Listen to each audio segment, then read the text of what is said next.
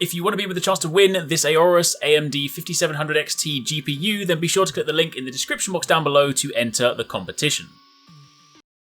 Hey, what's going on guys? Arekkz here, and today we're back with another anime video, right? It shouldn't even be a surprise anymore. Anime is a part of the channel, alright? I watch anime, I play anime games, whenever they release throughout the year, we cover them, and it's just something I want to talk about, alright? And today we're going to do something fun for the holidays, right? We're going to talk about anime series that I'd like converted into games, and not only are we going to talk about the games, we're going to specifically assign them to studios based on their game strengths. So, you know, there's going to be some fun stuff here, and if you guys have got any ideas yourself, drop them in the comments down below. Be like, yo, I want to have JoJo's Bizarre Adventure made into a fighting game by this studio because of X reason, right? Give me that. I want to know what your choices are down below. But we've got 5 today that I want to talk about that I think you guys might agree. Alright, so we're going to start with Demon Slayer. Demon Slayer, fantastic anime. I've done this before, spoken about it before. It's in my sort of top 5 anime series. It is fantastic. It has some of the best animation. You know, UFO Table are one of the GOATs in the industry. The animation quality is incredible. The hype is incredible. The action scenes are incredible. Everything about Demon Slayer. If you haven't watched it, you need to watch it, right? But imagine for a minute if Platinum Studios made a Demon Slayer game, right? Now, I hope you guys know who Platinum Studios are, right? But for the avoidance of doubt, Platinum are known for their, like, over-the-top action games, right? Bayonetta, Vanquish, Wonderful 101. Back in the day, prior to sort of, like, you know, the Platinum days, they also, you know, some of the guys that are there in the studio did things like Beautiful Joe. They worked on some of the original DMCs. They know their action games, right? They know how to do really good combat, really good action, over-the-top hype in a game, right? Platinum are one of the studios, I've said this before when I've spoken about Platinum games, that if they make a game, I'm there. Like, I don't even care what the theme is. If it's got Platinum's name on it, I'm gonna play it, right? And if they made a Demon Slayer game, when you think about some of the epic fights, right? When you go into like water breathing and you have all these elements coming around your blades and you sort of start seeing like Tanjiro doing these like crazy moves, right? Or especially like that fight, right? The epic scene that everybody knows, the one that I still try not to talk about just in case people haven't yet watched Demon Slayer. If you haven't watched it, you'll know what I mean. But like, imagine that converted into like a fluid action game with nutty combos you can pull off, things like you can upgrade to, things you can unlock as you go, as you learn more breathing techniques.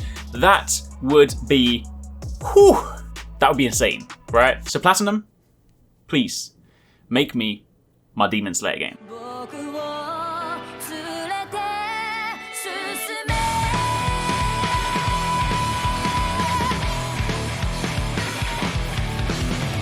Anyway, moving on from there, gonna do something on the complete other end of the spectrum, right?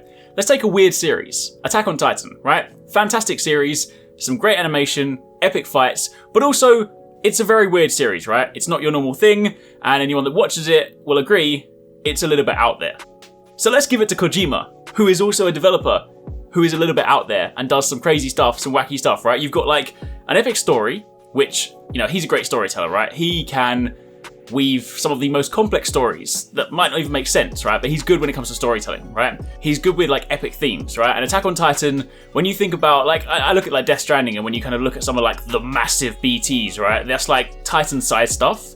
Give him like the Attack on Titan license, give him the Attack on Titan series, and have him like weave his kind of narrative into the Attack on Titan style story. You would end up having like a cinematic, heavily story-driven experience that would be weird and epic in the Attack on Titan universe. I feel like that, I mean, I had one idea when I was like, maybe you would give Attack on Titan to like From Software, have like them make a Soulsborne game out of Attack on Titan, which would kind of work. But when you really think about it, when you think about like how abstract the series is, I feel like giving it to someone like Kojima could be really, really cool. Next up, number 3, this is a quick one, right? I've said this before, and anytime I say this, people always pop up with their favorite series, but yo, I'm a massive fan of Dragon Ball FighterZ, the fighting game, right? It is one of the most visually stunning fighting games that I've seen in recent years. Arc System works behind it, of course, they're the GOATs, right? They are so good, which is precisely why I'm super excited for the new Guilty Gear. But I've said this time and time again, take the Dragon Ball FighterZ framework and just put Naruto on it, right? I know every time I say this, people are like, well, what about One Piece? What about JoJo? Cool, right? Give me that in the comments down below, that's fine. But Naruto for me is my sort of like childhood series, right? It's the one where like, you know, everyone's kind of got their allegiance. Some people are into Dragon Ball. My Dragon Ball is Naruto, right? And when you think about how over the top some of the combat is in that fighting game, but when you think about applying that to Naruto, when you've got like the tail beasts, you've got the summons, you've got like, imagine like Gamabunta just like coming up on the flipping stage and taking up half the room, right? Ah, he's thick! And some of those like world destroying supers in the Naruto setting would be nuts. Like, please. I say this every year. Every time it comes to like E3, I tag Bandai Namco and I'm like, hey, what about Naruto Fighters? I mean, it still hasn't worked, but it's not going to stop me, all right? So yeah, that's the next one.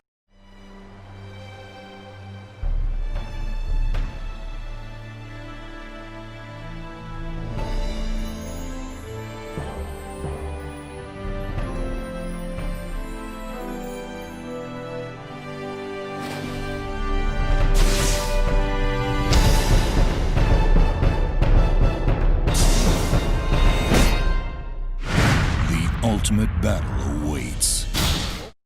After that, Shield Hero, right? Shield Hero, it's one of those isekai anime, right? Those anime where they're all about somebody getting dragged into a world, which is kind of like an MMO world, and sort of playing out like that. There's lots of series that fit into this place, things like Sword Art Online, that time I got reincarnated as a slime, Overlord, Shield Hero. But Shield Hero, right, of all of the recent isekai that I've watched, is probably been one of my favourites, and that as a fully fledged RPG, right? Throw it to someone like Square Enix, right? And on one hand, I would like it to be like an MMO, so you could throw it to like them and have them do like a Final Fantasy XIV style with it.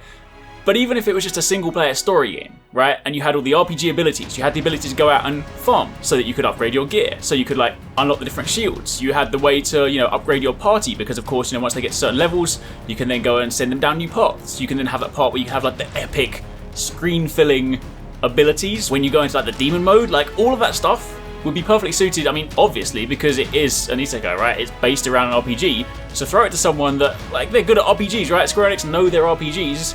Throw it to them, and we could have a pretty epic Shield Hero game.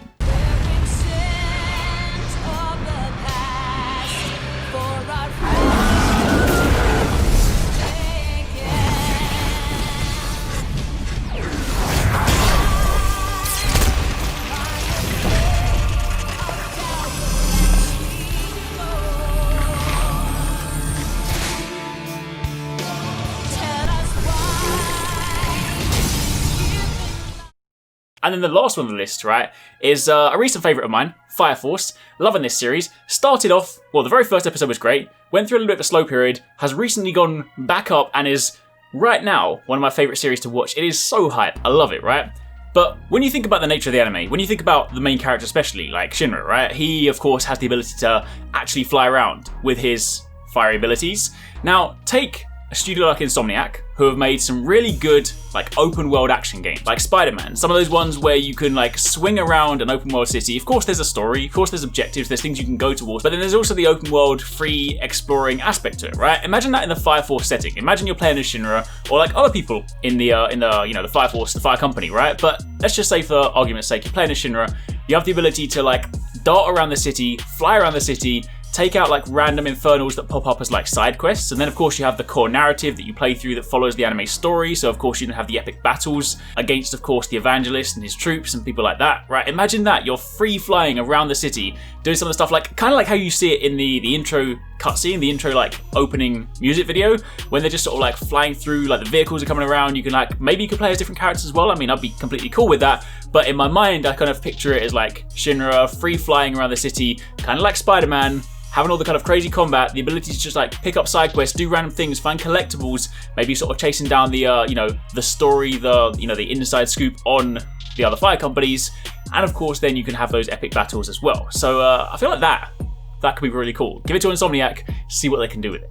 But anyway, that's it. It's kind of just a fun video, kind of sort of like messing around with some different ideas on anime series that I'd like to see turn into games and assign them to game studios. Again, let me know in the comments down below what you guys would like. I can definitely see somebody being like, hey, where was the JoJo game? All right, and I promise you, during this Christmas holiday, which is when you're watching this video, by the way, I've created these videos, or we've created these videos ahead of time, so you guys have got stuff to watch during the Christmas period, right? During the holiday, I'll watch some JoJo, so when I come back in the new year and I do more anime videos, I can finally say I've watched some JoJo. So if I haven't by that time, then I guess you can call me out on that, right? Anyway, tell me in the comments down below what anime series you like made into a game, what style of game, by what studio, and be cool to see. Anyway, that's it for the time being. Thank you very much for watching. Be sure to keep it locked. We've got plenty more stuff coming your way. Catch you in the next one. I really hope you guys enjoyed that video. Remember to hit that subscribe button and also click on the little bell icon to turn on notifications so you don't miss my next upload. Also, don't forget you can check out 269 and Paradise Central streaming over on Twitch 6 days a week. You can find a link to the multi-stream in the description box down below. Be sure to drop by and get involved. Thanks again for watching. Take it easy. Catch you next time. Peace out.